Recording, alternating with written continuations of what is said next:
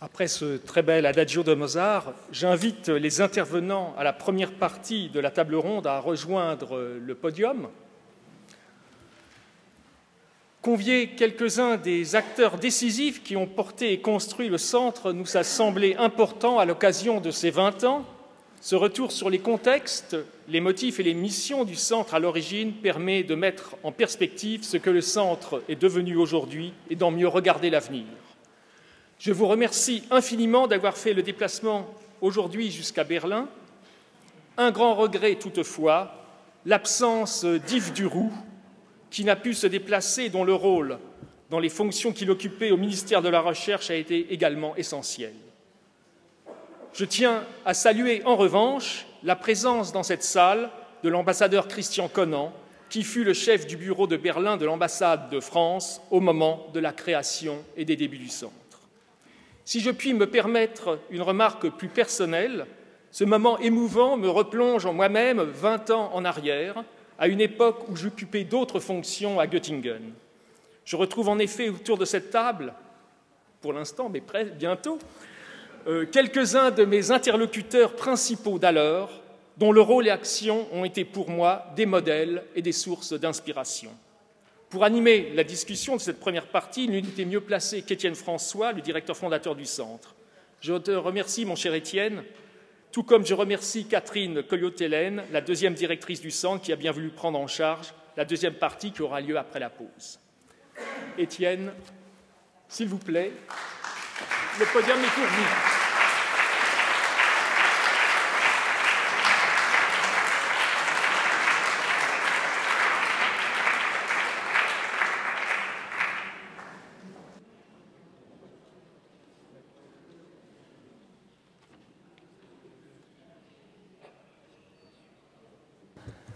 Puisque c'est à moi que revient l'honneur d'animer cette seconde partie de notre après-midi, je voudrais commencer par le faire en vous remerciant d'être tous là. Vous avez pu le constater tout à l'heure, même si vous aviez vu aussi que j'avais d'autres charges liées à mes nouvelles activités de grand-père. Retrouver un certain nombre d'entre vous a été plus qu'une joie, c'était un véritable bonheur. Je ne voudrais donc pas tomber dans la nostalgie ou encore moins dans une forme de sentimentalité à laquelle dont on est très souvent menacé d'ailleurs à notre âge. Et pour éviter cela, je voudrais plutôt vous présenter les quelques amis qui sont à droite et à gauche, qui représentent une partie de ceux qui ont contribué à faire naître ce qui est devenu plus tard le centre Marc Bloch, pour qu'ensemble nous essayions de revenir brièvement, je vous rassure, nous n'irons pas au-delà de 3h30, sur les circonstances dans lesquelles ce centre a été monté et sur les intuitions qui nous ont guidés, autant que sur les expériences qui ont donné naissance à ces intuitions et leur ont permis de se réaliser. Und da ich selber Historiker bin, erlauben Sie mir auch diesmal auf Deutsch einige Worte auch in dieser wunderschönen Sprache zu sagen, die inzwischen fast zu meiner zweiten Muttersprache geworden ist. Wir sind, das wurde schon erwähnt, in einem besonders geschichtsträchtigen Tag heute. Das gilt bestimmt für Deutschland, wobei es mich immer überrascht, dass man den ersten 9. November vergisst, nämlich die Gründung der Republik im Jahr 1918. Aber dieser Tag ist nicht nur für Deutschland geschichtsträchtig, er ist es auch für Frankreich. Man weiß es wenig, aber der 18. Brumaire, den wir sehr gut kennen, unter anderem dank Karl Marx, ein Absolvent der hiesigen Universität, fand statt im alten Kalender auch am 9. November. Sollen wir daraus den Schluss ziehen, dass die Gründung des Centre Marc Bloch auch ein Staatsstreich war?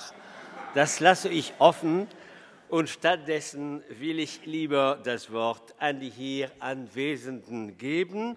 Und zuerst erlauben Sie, dass ich sie kurz darstelle.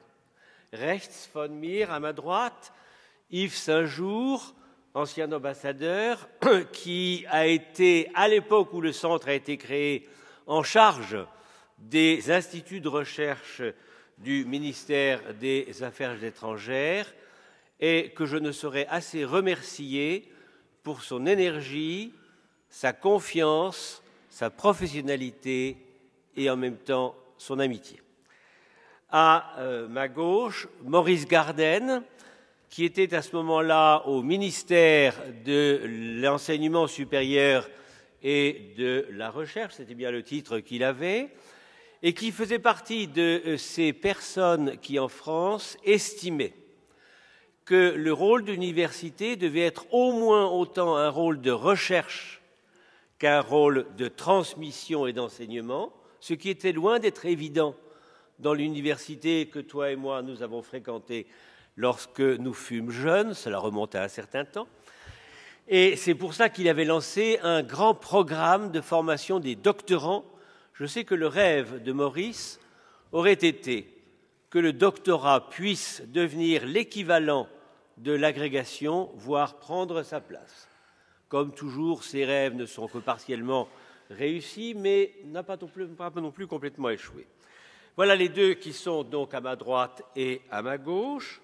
Ensuite, si je vais un peu plus loin sur ma droite et donc vers votre gauche, Emmanuel Terret, dont je redirai de lui ce que j'ai dit dans d'autres circonstances à celui que je vous présenterai tout à l'heure, si tant est que ce soit besoin, Joachim Nettelbeck, que serais-je sans toi? Le centre Marc Bloch n'aurait pas été possible sans Emmanuel Terret et sans la complicité, l'amitié et en même temps les différences de profil et de tempérament qui étaient les nôtres, je suis persuadé que nous aurions été incapables de réaliser cette entreprise. Mais il est vrai que nous avions, pour bien nous entendre, comme toujours, une troisième personne, Anne-Marie Conan, que je salue en face, car les choses à deux ne marchent bien que lorsqu'on est trois. Donc, Emmanuel Terret, anthropologue, spécialiste de l'Afrique, avant de retourner son centre d'intérêt en direction de l'Europe, venu de l'École des hautes études, qui est un des partenaires les premiers et les plus fidèles du centre Marc Bloch, et qui m'a appris à voir beaucoup de choses de manière différente, à les imaginer. Encore une fois, nous reviendrons là-dessus tout à l'heure avec Emmanuel. Je vais un peu plus loin sur la gauche. Celui qui est mon autre, sans qui je n'aurais rien pu faire, Joachim Nettelbeck, que je connais depuis plus longtemps encore, je crois, qu'Emmanuel Terret, puisque j'ai fait sa connaissance lorsque je dirigeais la mission historique à Göttingen, avant que Patrice ne me succède, et c'est pour ça que je suis tellement heureux que tu me succèdes ici, Patrice. Joachim, avec qui nous avons énormément de points communs que je ne détaillerai pas, mais qui a joué un rôle déterminant dans la fondation du centre Marc Bloch. Tout à fait à droite, Hinnerk Bruns, qui, comme son nom l'indique, est un Français, qui, à ce moment-là, était le responsable du programme Europe au CNRS à Paris, un des grands acteurs aussi du mécano qui nous a permis de construire le centre.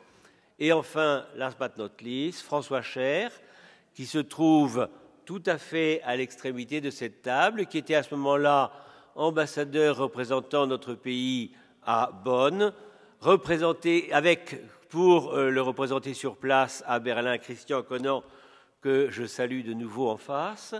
Et c'est l'ensemble de ces acteurs-là, plus quelques autres, qui n'ont pas pu se trouver à notre table ou qui n'ont pas pu venir, qui ont monté, tous ensemble, le centre Marc Bloch. Alors je vous propose, puisque j'ai beaucoup parlé, et je vous promets que je n'en dirai pas plus, de passer maintenant la parole à Yves Saint-Jour, parce que c'est Yves Saint-Jour qui, avec Yves Duroux, dont on a évoqué tout à l'heure, a joué un rôle déterminant dans la conception même de ce qui allait devenir plus tard le centre Marc Bloch.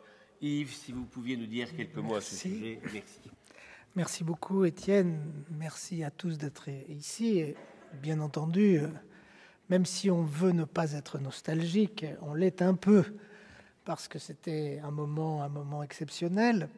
Et la nostalgie n'est vaincue que par une seule chose, par le sentiment, au fond, que l'enfant que nous avons porté tous ensemble sur les fonts baptismaux était bien celui que nous voulions. Et je crois pouvoir dire, puisque après de longues années, je reviens ici, qu'au fond, la conception était la bonne en voyant tous ces jeunes chercheurs et leurs thématiques de recherche. Alors, je voudrais dire 2 mots sur le contexte. Le contexte était évidemment la chute du mur, mais c'était aussi pour nous une volonté politique exprimée par notre président d'alors et notre ministre de participer en Europe de l'Est à la reconstruction, puisqu'il faut bien dire ce terme-là, des sciences sociales et humaines. À la reconstruction des sciences sociales et humaines et, bien entendu, avec une politique d'influence, avec une politique linguistique aussi. Et c'est ce qui nous a amenés, pendant ces années-là, à être extrêmement actifs et à construire le CEFRES de Prague, le Collegium Budapest, les collèges à Moscou, les laboratoires et centres à Varsovie, etc.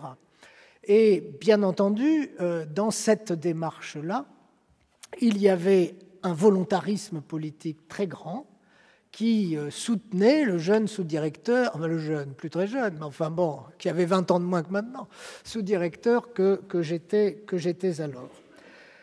Mais évidemment, cette grande ambition, elle avait, avec l'Allemagne, un caractère particulier, spécifique, différent, puisque on était là avec, évidemment, après la réunification, une situation nouvelle, c'est-à-dire qu'il fallait à la fois marier cette grande ambition avec le franco-allemand, qui était, lui, une autre grande ambition qui s'inscrivait dans cet ensemble.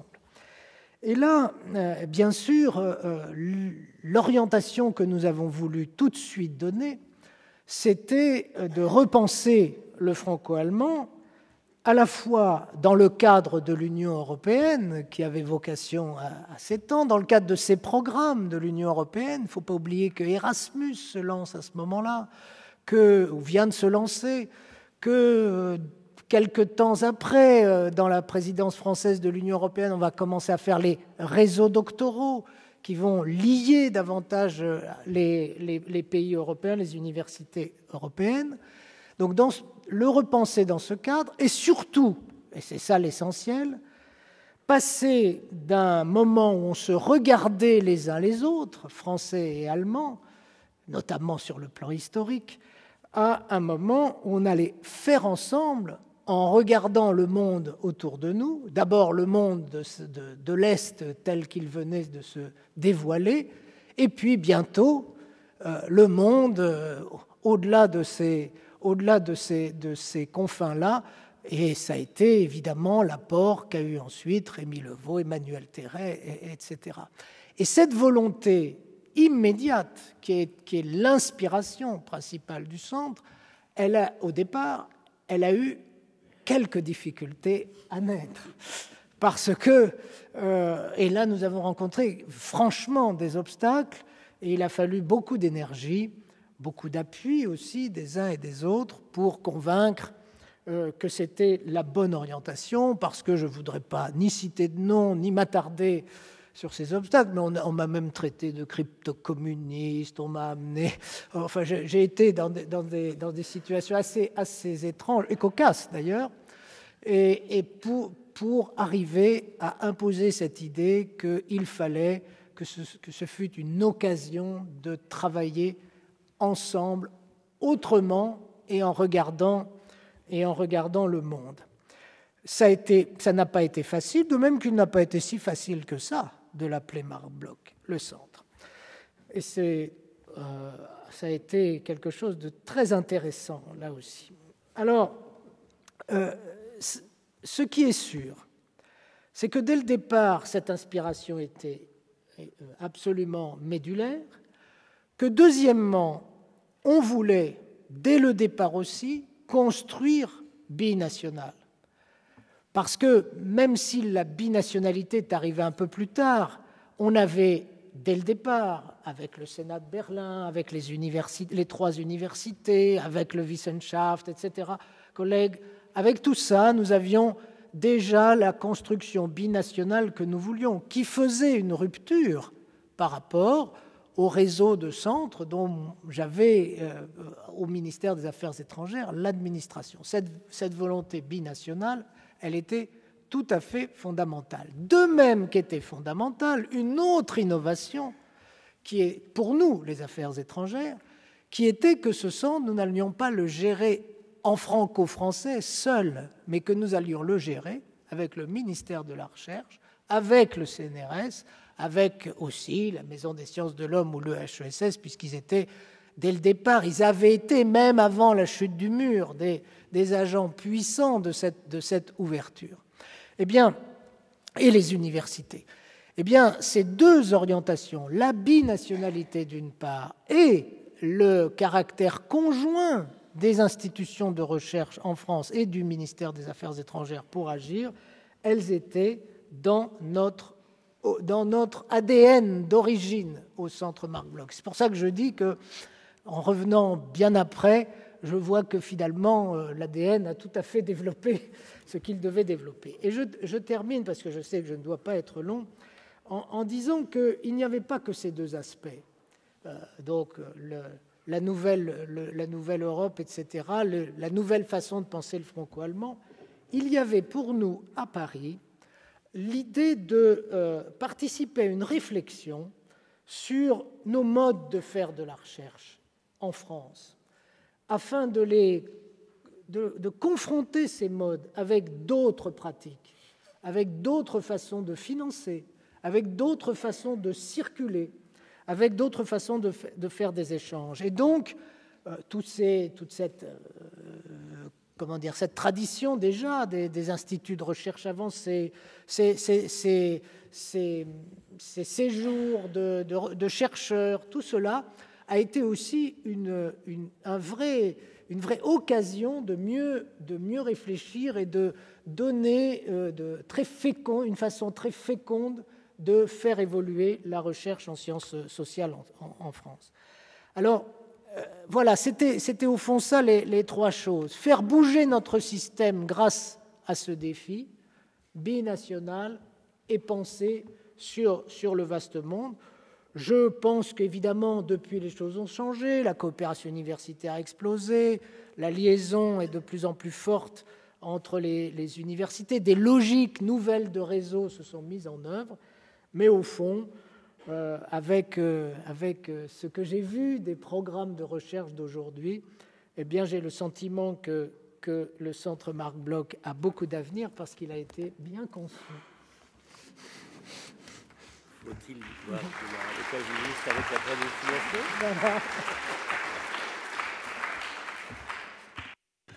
Que le centre a été bien conçu, ce n'est pas moi qui dirais le contraire, mais je voudrais revenir sur un point que vient d'évoquer, parmi d'autres, Yves Saint-Jour, à savoir que l'ensemble des acteurs qui ont contribué à cette nouvelle fondation voulaient tous repenser le franco-allemand.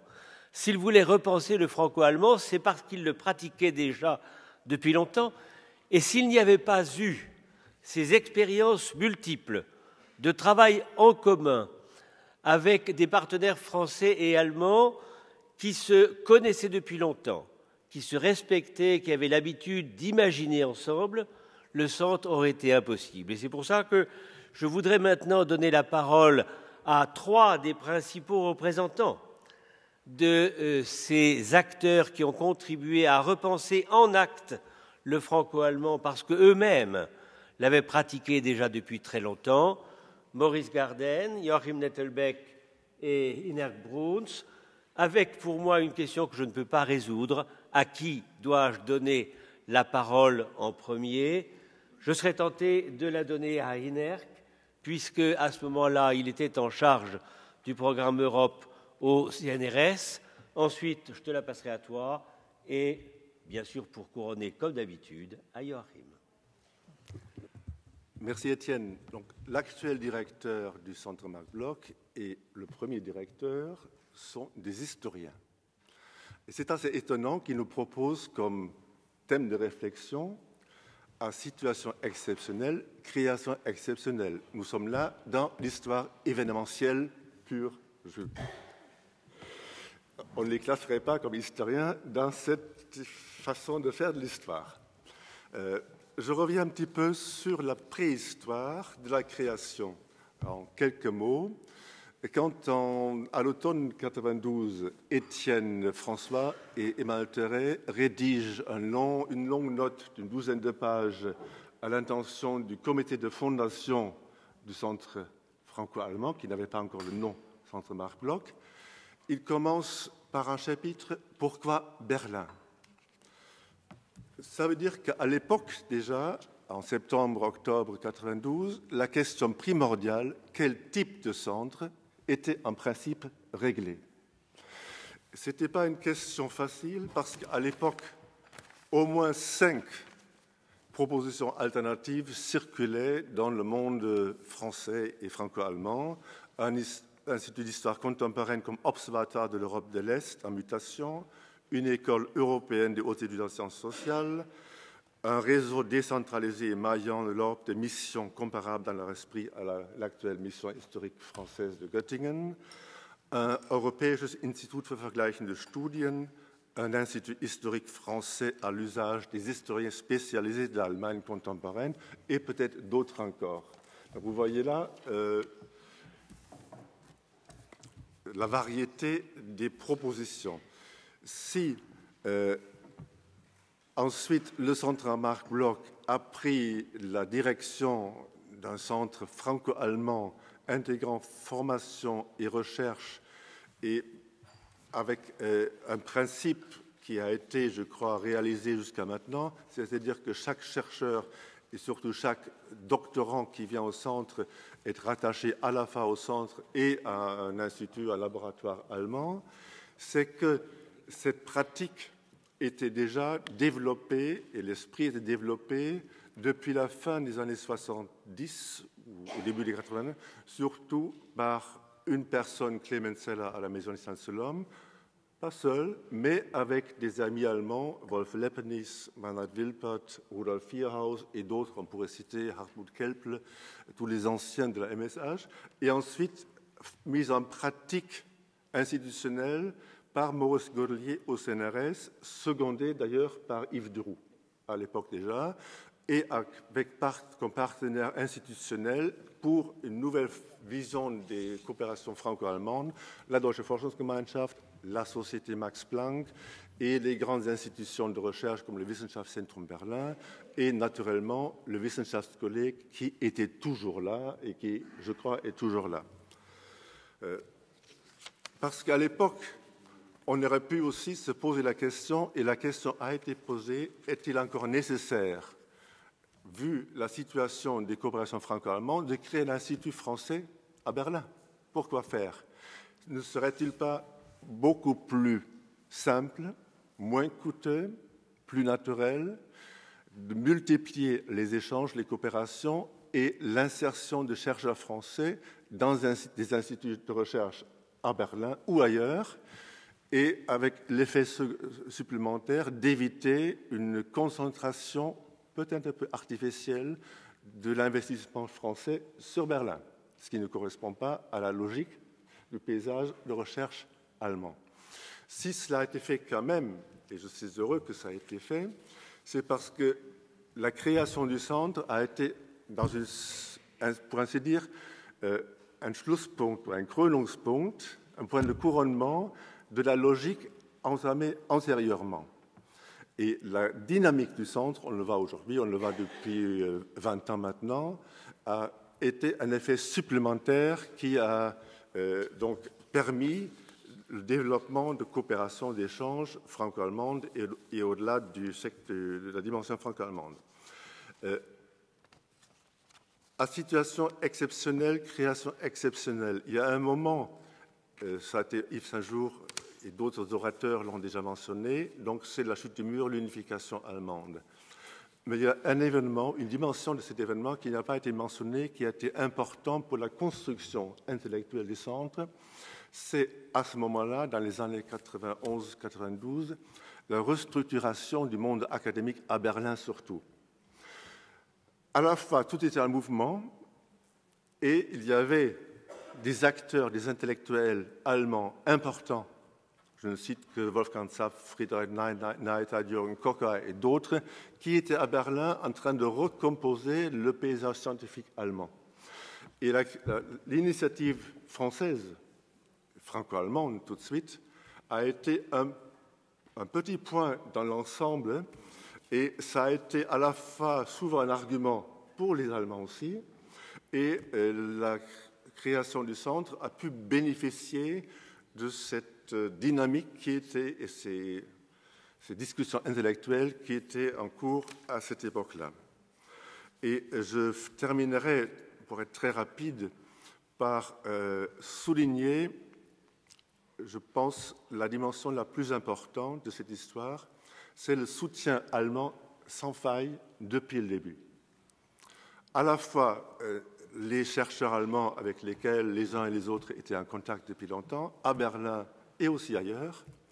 Je mentionne par exemple Burkhard Lutz à Munich, le ministère fédéral, la Deutsche Forschungsgemeinschaft, la Société Max Planck et surtout les institutions berlinoises, en premier lieu le Wissenschaftskolleg, qui a été toujours une sorte de, je dirais, de l'agent du projet, avec Wolf Leibniz et Joachim Nettelbeck, qui a souvent organisé les rencontres avec les institutions berlinoises, qui a facilité grandement tous les contacts avec le Sénat de Berlin, avec le sénateur Erhard et avec Jochen Stöhr. Et sans ce soutien qui n'a jamais été faible, le centre n'aurait pas pu voir le jour. Et je donne comme exemple, deux exemples pour terminer, de ce soutien. Un exemple extra-berlinois, la Société Max Planck à Munich a spontanément, en juillet 1992, lors d'une rencontre avec le directeur général du CNRS, proposé d'affecter 2 post-doc français au centre Marc Bloch, à travers une co-construction avec les instituts Max Planck de Berlin. Donc, ces postdoctorales ont contribué à la vie du centre pendant quelques années.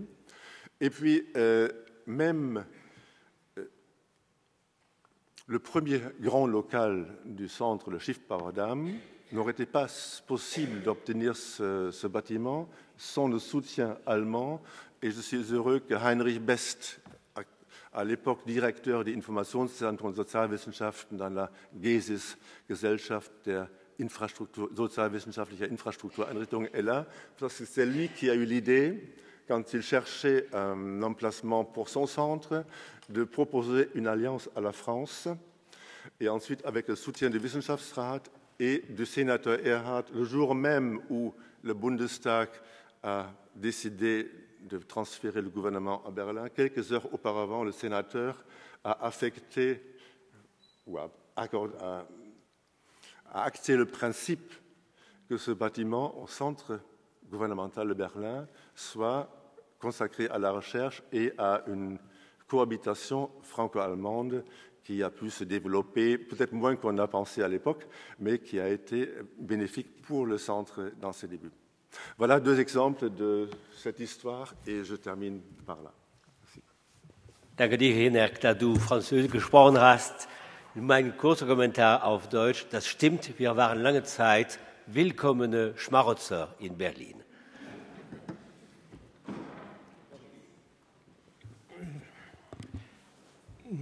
Je suis aussi un historien, personne n'est parfait. Mais pendant de nombreuses années, j'ai été plus ou moins le porte-parole des sciences humaines et sociales au ministère de la Recherche et de l'Enseignement supérieur. Et je vais dire, à ce titre, j'aurais pu être un de ces obstacles à la création de Marc Bloch. Il a fallu du temps à l'époque, à la fin des années 80, pour qu'on pense à l'enseignement supérieur et à la recherche qu'il fallait encore créer un institut de plus, alors que notre priorité était de s'occuper un peu des universités qui n'étaient pas en très bon état, surtout dans le domaine des sciences humaines et sociales à ce moment-là.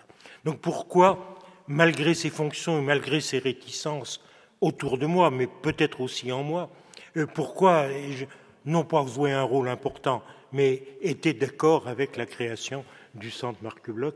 Je crois que c'est parce que des expériences personnelles antérieures m'ont mis en contact avec ce monde du franco-allemand.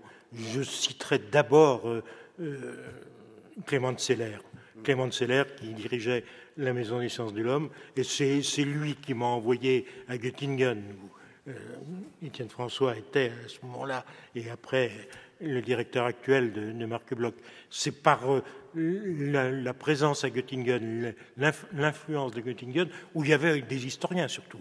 Et puis après, je suis passé chez mon voisin, que je n'appellerai pas de gauche, mais Joachim Nettelbeck, qui, au Wissenschaft College, m'a fait comprendre ce qu'était, d'une part, un centre de recherche tout à fait exceptionnel, tout à fait différent de ce que l'on avait d'habitude de voir en France autour du CNRS et des universités, par la pluridisciplinarité ou la complémentarité des disciplines, par le mode de fonctionnement entre les chercheurs et entre les administrateurs. Et je crois que c'est grâce, si je dis aujourd'hui le centre Marc Bloch est quelque chose de remarquable, c'est en partie parce que j'ai vu fonctionner des choses comme la mission française de Göttingen et plus encore le Wissenschaft College de Berlin, qui m'ont paru être des choses tout à fait remarquables. Or, j'ajouterais une dernière chose, parce que les gens ont plus de choses à dire que moi là-dessus, sur la création du centre, le nom de Marc Bloch. Le nom de Marc Bloch, pour nous historiens, pour nous descendants tous plus ou moins des annales, plus ou moins... mais je vous raconte une anecdote que je ne devrais pas raconter, surtout à Berlin. Mais peu après avoir quitté un moment ses fonctions au ministère, j'ai assisté à la remise d'une décoration de l'Ordre des Arts et des Lettres à un collègue historien américain auquel le ministre de la Culture, j'ose pas l'appeler ministre de la Culture, de l'époque, lisait le texte que lui avait préparé son cabinet. Et comme ce collègue qui recevait la décoration était un historien, fut-il américain, on citait bien sûr Marc Bloch et l'école des annales comme étant ce qui permettait à un historien américain d'être historien. Et le collègue du cabinet avait écrit M. Bloch, et le ministre a dit Marcel Bloch, devant un public essentiellement d'historiens, pas uniquement américains, mais aussi français. Ça avait fait un triste effet, et je crois que d'avoir donné le nom de Marc Bloch ici, c'était quelque chose de tout à fait formidable, et je crois que mon voisin y est pour quelque chose. Merci.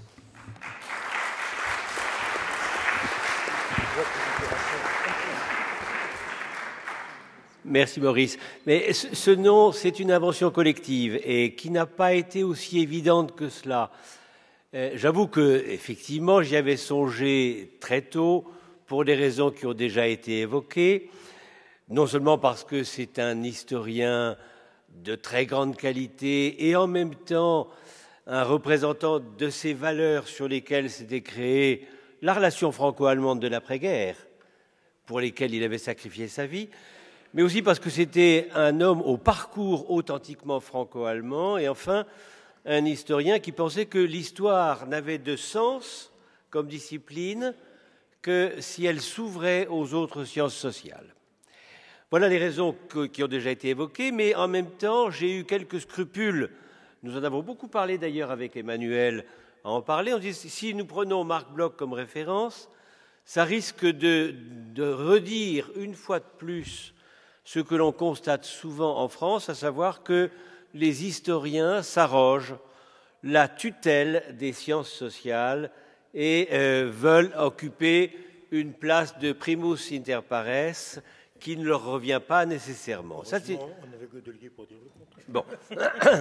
Mais ça, manifestement, cette objection n'a pas été très forte, mais j'avoue que je n'aurais jamais songé à aller au-delà sans une fois de plus le conseil de Joachim Nettelbeck, qui, ewiger Drahtzieher, m'a dit « Téléphone donc à Lothar Gall, qui était à ce moment-là le président de l'association des historiens allemands. » Si, c'est ce que tu m'as dit. Bitte, das machst du immer so mit mir. Et j'ai donc téléphoné, ferngesteuert, comme on dit si bien en allemand, à Lothar Gall. Et Lothar Gall m'a encouragé à aller dans cette direction. C'est donc un argument supplémentaire, mais l'argument décisif, je crois qu'il vient de François Cher, qui est tout à fait à la gauche de notre table, qui, en alsacien, a lui aussi trouvé que se placer sous le patronyme de Marc Bloch, à une époque où d'ailleurs l'université de Strasbourg avait refusé de le faire, s'imposait de manière évidente. Genug der Erinnerung an die Details. Und jetzt würde ich sehr gerne das Wort annehmen, auf die Gefahr hin, mich zu wiederholen, den begabten und ewiger Drahtzieher, den geheimen Dirigenten Joachim Nettelbeck. Puisque je parle après 4 historiens, et puisque je ne suis pas historien, d'ailleurs je parle français parce que je vois qu'avec le français, personne n'a de micro, alors c'est peut-être mieux.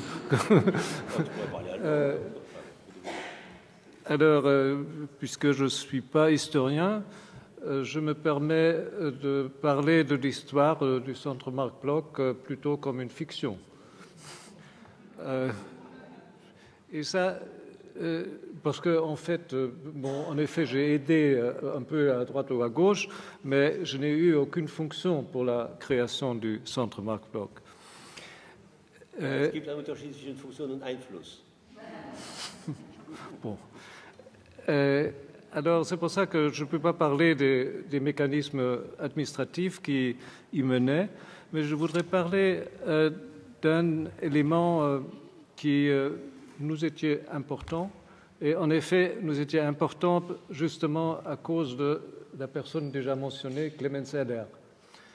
C'est Clemens Eller qui, nous, je dis Wolf Leppenis et moi, parce que tout ça, on a souvent fait ensemble, donner l'idée que le franco-allemand, bon, c'était important, c'est bien joli, mais quand même, avoir un chinois dans la discussion en plus, ce serait quand même avantageux. Ça, c'était la façon d'agir de Clemens Eller. Dès qu'on disait « Ah, maintenant, on a réussi à avoir une rencontre, un historien français, historien allemand, et ça fonctionne bien », alors il a tout de suite apporté un Brésilien ou un Chinois, etc.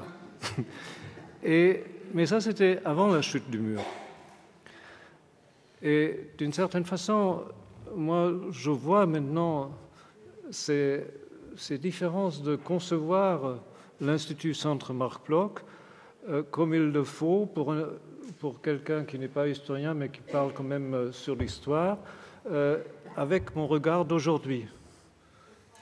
Avec mon regard d'aujourd'hui, je fais la part des choses de ce qu'on a pensé après la chute du mur. Et je m'aperçois que c'est une réorganisation de ce qu'on a pensé vu d'aujourd'hui à l'occasion d'une discussion qu'on a eue à New York. C'était avec Tony Judd et Ivan Krassev sur l'invitation de Yehuda Elkana. Vous savez, rien à voir avec le franco-allemand. Et ils avaient posé la question, qu'est-ce que ça veut dire pour les historiens, pour les sciences sociales, le changement après 89. En particulier, Ivan Krassev, un des intellectuels bulgares, a prôné l'idée de base que ce n'est pas seulement un changement de pouvoir, que les confrontations sont remplacées par une situation pas très claire et compliquée, mais ça change aussi notre façon de penser. On devrait repenser nos problèmes sur cet arrière-plan que ce monde bipolaire n'existe plus. Et je crois que c'était un sentiment de ces changements. C'est pour ça que c'est bien de parler du 9 novembre, de la chute du mur. Je crois qu'on avait tous un sentiment, il y a des grandes opportunités qui s'ouvrent après 89. C'est pour ça que, par exemple, là, le Jochen Stöhr, qui était aussi mentionné du Sénat, était prêt de faire des choses incroyables. Par exemple, pour avoir le bâtiment pour ces différents instituts de recherche, parmi d'autres, le Centre Marc Bloch. C'était fait d'un jour à l'autre, quelque chose qui, pour un administrateur, normalement, était impossible de faire, parce qu'on était imprégné de la conviction que le monde a changé et il faut nous donner les moyens intellectuels de le comprendre. Et là, c'était peut-être déjà... mais ça a à voir avec la transformation des franco-allemands. C'était clair que ce qui a été le mérite de tous ceux qui ont travaillé pour le franco-allemand après la Deuxième Guerre mondiale devait se modifier. Et se modifier dans le sens de profiter de cette richesse de la confrontation intellectuelle entre ces deux mondes tellement différents qui s'inspiraient réciproquement pour s'occuper des problèmes du monde. Bon, alors je veux bien me croire que c'est une reconstruction qui n'est pas historique, mais je crois que c'était un optimisme intellectuel qui nous animait et d'aller au-delà de ce qui était habituel. Habituel aussi bien dans l'organisation du savoir, avec les frontières bien établies, aussi bien qu'au-delà des habitudes administratives. Et ça, il ne faut pas oublier que c'était quand même, Yves Saint-Jour l'a bien expliqué, c'était vraiment une révolution. Ça n'existait pas auparavant, l'idée qu'un État national, dans sa politique des affaires étrangères, s'associe avec un autre pour regarder les problèmes de l'Europe de l'Est d'abord, mais le problème du reste du monde ensuite. Et c'est pour ça que c'était très significatif qu'il y avait Emmanuel Terray comme un des premiers directeurs associés et ensuite Rémi Lévaux. C'était ça l'esprit. Mais ça, c'était possible dans cet élan d'après la chute du mur. Et je ne sais pas, j'ai l'impression que la crise financière n'a pas un effet semblable. Mais peut-être, j'espère. Merci.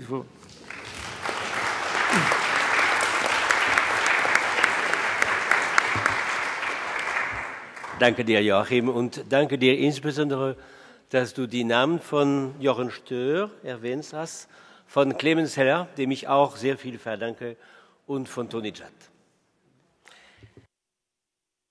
Je te passe la parole. Tu es mieux placé que moi, au fond, pour dire comment nous avons essayé de donner une forme intellectuelle au centre qui ne s'appelait pas encore Marc Bloch, et quelles ont été les intuitions que nous avons eues, les choix que nous avons faits pour essayer de donner vie à ce qu'on nous a demandé de créer, car encore une fois, ce n'est ni toi ni moi, je crois, qui sommes à l'origine de cela. Nous sommes de purs exécutants.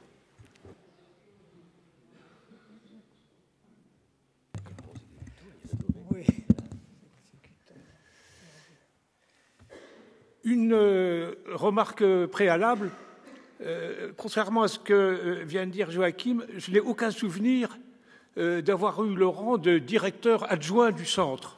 Et pour une raison extrêmement simple, c'est que nous n'étions que deux. Et que si le centre avait compté 2 directeurs, il aurait ressemblé à ces fameuses armées mexicaines qui comptent beaucoup de généraux et beaucoup de colonels, mais pas d'hommes de troupes. Donc, en fait, à l'origine du centre, je représentais la troupe. Et je dois dire que j'ai rarement été aussi amicalement, avec autant de bienveillance dirigé que pendant ces années au centre Marc Bloch. Alors, l'un des enjeux du centre à l'époque, et c'était en tout cas celui qui m'avait principalement attiré à l'intérieur du centre, c'était de comprendre l'extraordinaire spectacle que nous avions sous les yeux, je veux dire le processus de la réunification allemande. parce que, d'un point de vue professionnel, il s'agissait pour moi d'une formidable expérience anthropologique in vivo, et il était absolument passionnant d'être en mesure de l'observer. Ce qu'il fallait mesurer d'abord, c'était d'une certaine manière ce qu'avait produit 40 ans de séparation. Deux peuples, probablement pas. Deux nations, probablement pas non plus. Mais deux sociétés, peut-être. Deux cultures, peut-être également. Deux mémoires et deux imaginaires, sans doute. Et c'était cela qu'il s'agissait d'unifier, et c'était cela que nous voulions observer. Et alors, pour l'étudier, nous avions décidé de nous intéresser non pas à la sphère politique, juridique, parlementaire, mais à certaines régions, de base de la vie sociale, c'est-à-dire à l'école, c'est-à-dire à la santé, c'est-à-dire au sport, au spectacle également. Et c'est ce qui avait donné lieu à ce séminaire Anthropologie der Wende, qui s'est tenu pendant 2 ans au Centre, qui a porté sur tous ces domaines, et qui a été un des lieux où, à l'époque, se rencontraient, et ces lieux n'étaient pas si nombreux à Berlin à ce moment-là, se rencontraient chercheurs de l'Est et chercheurs de l'Ouest, peut-être parce que nous faisions figure de terrain neutre, et que, par conséquent, il était plus facile de surmonter les malentendus, les ressentiments qui étaient tout de même assez vifs à l'époque. Voller Gleichberechtigung muss ich hinzufügen. Alors, les résultats de ce séminaire ont été consignés dans une des premières publications du Centre, et par ailleurs, j'avais utilisé ces recherches dans le livre que j'avais publié l'année suivante sous le titre « Ombre berlinoise » et qui représentait une sorte d'inventaire partial et un peu mélancolique de quelques lieux de mémoire berlinois. Pas question, bien sûr, dans le temps que nous avons, de revenir sur le fond de la question. Disons que, d'un côté, le processus nous était apparu comme marqué par une certaine brutalité. Disons que les transitions étaient brèves, les étapes intermédiaires peu nombreuses, le rythme accéléré, mais que peut-être, est-ce que cette brutalité était nécessaire? Peut-être, effectivement, valait-il mieux trancher dans le vif et déraciner une fois pour toutes les nostalgies, les incertitudes, les illusions, et tracer pour tout le monde un avenir qui soit clair et par rapport auquel chacun puisse se définir et se déterminer. De toute façon, le processus lui-même n'est peut-être pas entièrement achevé, le débat qui l'accompagne n'est probablement pas clos, et d'autres appréciations se seront nécessaires avec davantage de recul. La question reste donc ouverte. En tout cas, pour moi, si je peux me permettre cette note personnelle, mes années berlinoises, d'abord au Wissenschaftskolleg et ensuite au Centre Marc Bloch, ont été des années extraordinairement enrichissantes, et je tiens à en exprimer ma reconnaissance à tous ceux qui ont permis ces 3 années et qui sont autour de cette table.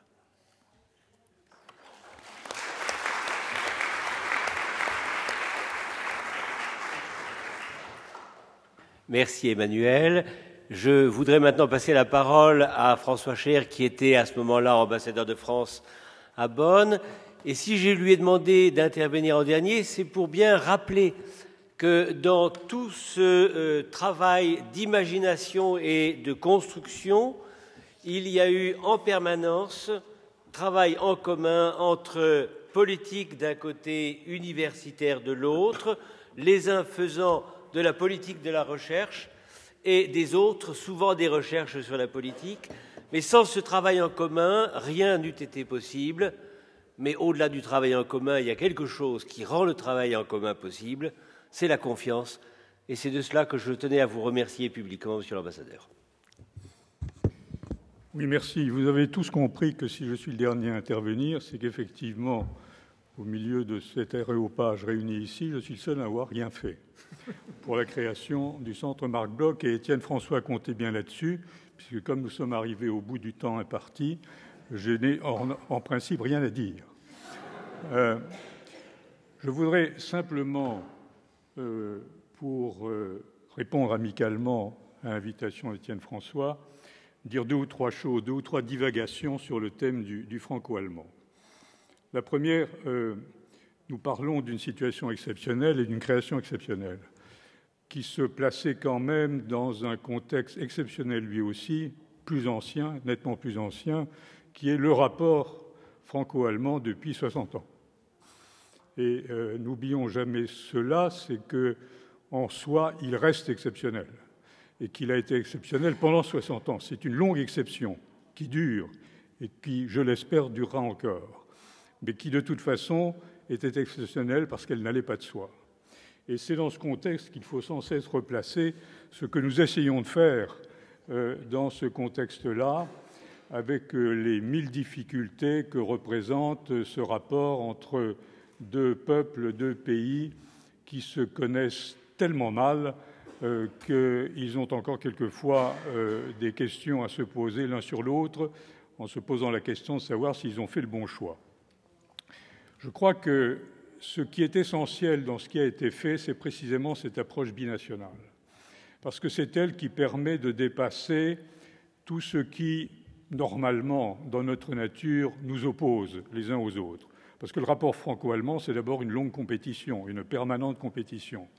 À partir du moment où on franchit le pas du binational, on tend à rassembler en un seul bloc ces cultures différentes pour essayer quand même de parvenir à l'improbable synthèse du franco-allemand. Je rappelle quand même qu'avant le centre Marc Bloch, il y avait déjà eu, à ma connaissance, 2 initiatives en ce sens. Vous me pardonnerez de commencer par la première, qui est la brigade franco-allemande, et qui est une vraie expérience binationale, un véritable laboratoire, et qui, c'est important, et j'y reviendrai tout de suite, a débouché sur le corps européen. La deuxième expérience ayant été à la veille même de la réunification, à la veille, vraiment la veille, puisque c'est le 2 octobre 90, qu'est signé le traité créant Arte.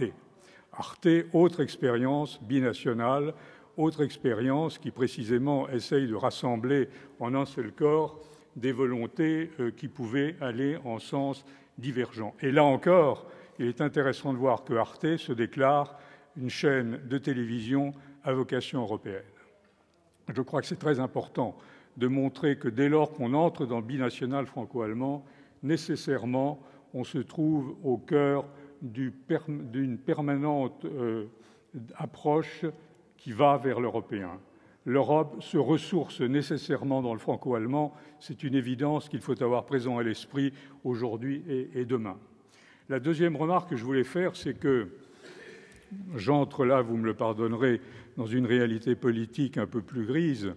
Le binational, c'est ce que j'appellerais le versant éclairé de cette réalité un peu plus difficile, qui est que, du côté français, on a toujours le désir d'embrasser le plus fort possible le partenaire allemand pour être sûr qu'il ne va pas aller ailleurs. En quelque sorte, le binational, c'est l'adré de la relation franco-allemande. C'est quelque chose d'important parce que c'est à partir de ce moment-là qu'effectivement, nous, Français, nous sommes contraints de nous convaincre que cette permanente inquiétude que nous avons au fond de nous-mêmes dans notre relation avec l'Allemagne n'a pas de raison d'être. Et je crois que, à cet égard, le centre Marc Bloch était important dans la mesure où il a tout de suite jeté son regard sur la Mitteleuropa. Alors, la Mitteleuropa, c'était notre angoisse.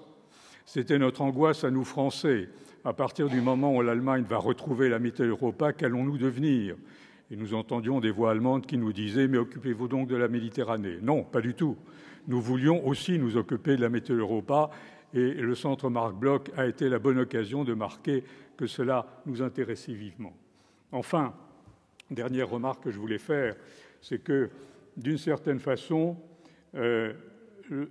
dès lors que nous entrons dans le domaine de la culture, nous renouons une vieille relation franco-allemande qui remonte au XVIIIe et au XIXe siècle, qui s'était un peu brutalement interrompue à partir de, disons, 1870, mais il faut citer une date, et qui a eu tant de mal à reprendre progressivement son mouvement, ce qui était normal d'ailleurs, mais qui de toute façon, là aussi, débouche sur cet espace culturel européen, qui est évidemment aussi l'avenir de l'Europe.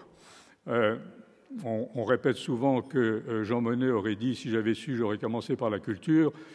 Heureusement, je le pense, qu'il n'a pas dit une telle idiotie, nous n'aurions jamais commencé l'Europe par la culture. La culture, c'est forcément ce qui vient ensuite, ce qui vient de soi. Et je pense qu'à cet égard, dès lors que nous entrons dans ce domaine qui a été le domaine des Lumières et de l'Aufklärung, nous recréons ce champ culturel européen dont l'Europe devrait avoir très besoin demain pour franchir les obstacles qui s'offrent encore à sa démarche. Je vous remercie.